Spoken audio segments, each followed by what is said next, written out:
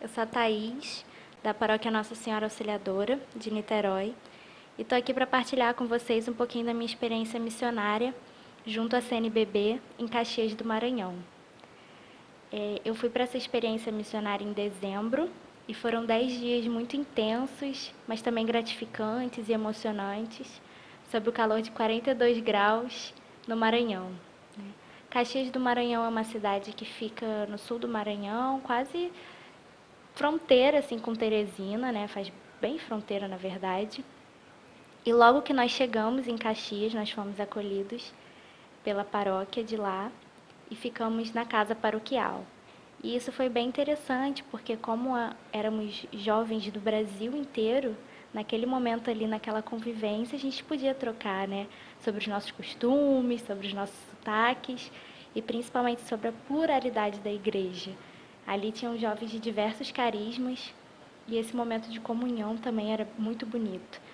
Nosso dia ele começava sempre com uma oração e aí cada carisma também fez a sua oração, teve o seu momento. Depois fazíamos o café da manhã e partíamos para a missão. Sendo que nós íamos sem saber para o lugar que nós estávamos indo. E nesse momento a gente sentia a providência mesmo de Deus, né? A gente deixava se guiar pelo Espírito Santo e era bem emocionante quando a gente chegava numa casa ou em algum lugar e que a pessoa falava: nossa, eu rezei tanto para Deus, eu estava afastada e eu pedi tanto para que Ele me mandasse um sinal, alguém para falar mais dele, alguém para me mostrar alguma coisa. E mesmo a gente, sem saber, a gente via ali, né, realmente o chamado de Deus, a necessidade do id, da gente ir em encontro ao outro, né? Naquele momento a gente percebia que não era só a casa que estava aberta, mas sim também o coração, os ouvidos, né?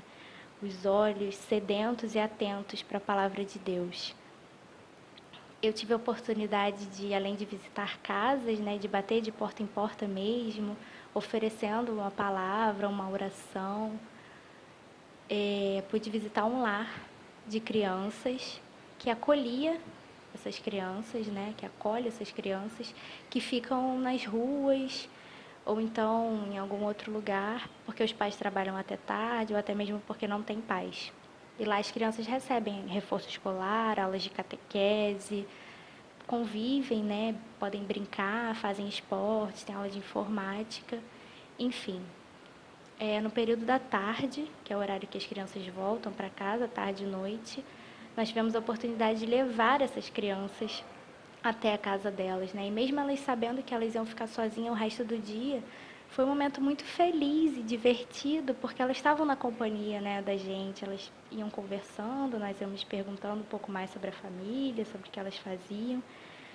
E eu lembro que eu estava com uma menininha e mais dois meninos, que foram nos levar até a casa e fizeram questão que a gente entrasse na casa para poder conhecer, né? E aí tinha um barranco para subir, muito molhado, assim, escorregadio, porque era esgoto a céu aberto.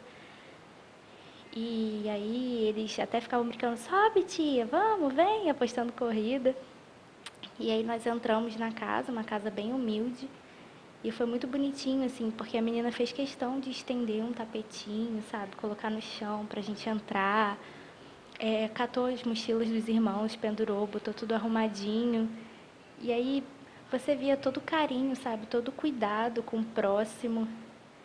E apesar da simplicidade, né? Ela tinha o sorriso, ela tinha a alegria de viver.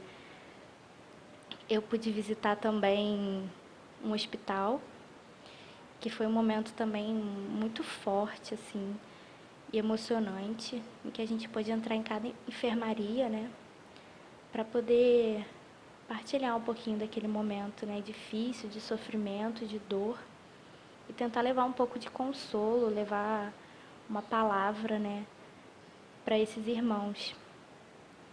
E foi muito bonito também, que me tocou muito, foi uma senhorinha que ela já tinha algum problema, que agora eu não me lembro qual, mas ela não conseguia mais falar, então ela gritava e chorava o dia inteiro, né? Era um modo dela extravasar, tentar se comunicar.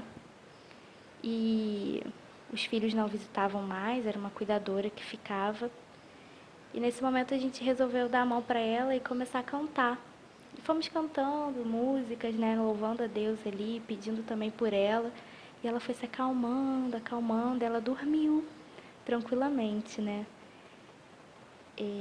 Outros jovens que estavam comigo visitaram também presídios, né, junto com a pastoral carcerária, e relataram, né, que a maioria dos detentos eram jovens que estavam ali. Visitaram também a Fazenda da Esperança, né, e alguns outros jovens visitaram asilos. Então foi uma convivência assim muito boa, né, muito bonita. Além disso, essa convivência com outros jovens, né, eu pude fazer várias amizades. Eu fiz amizades de verdade, verdadeiras, onde cada um ali falava um pouco de si, partilhava da sua vida, e nós realmente rezávamos, orávamos, louvávamos a Deus pela vida ali de cada um. Era muito bonito também que no final do dia, mesmo a gente cansado, né, esgotado realmente, nós tirávamos um tempo para poder partilhar sobre o que cada um vivenciou, sobre o que Deus falou naquele momento para cada um. E viver também ali, né, a comunhão da igreja, viver ali também essa partilha e momentos de oração.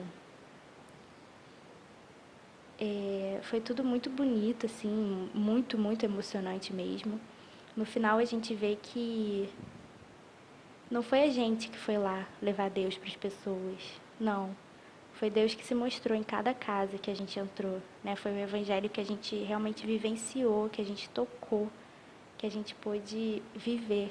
Em cada casa que abriu as suas portas, em cada pessoa que nos ofereceu uma água gelada, um banho em meio àquele calor, né? Em cada almoço que a gente era convidado, né? Por cada potinho que chegava ali com comida, né? E a gente via a providência de Deus e no final se tornava um banquete.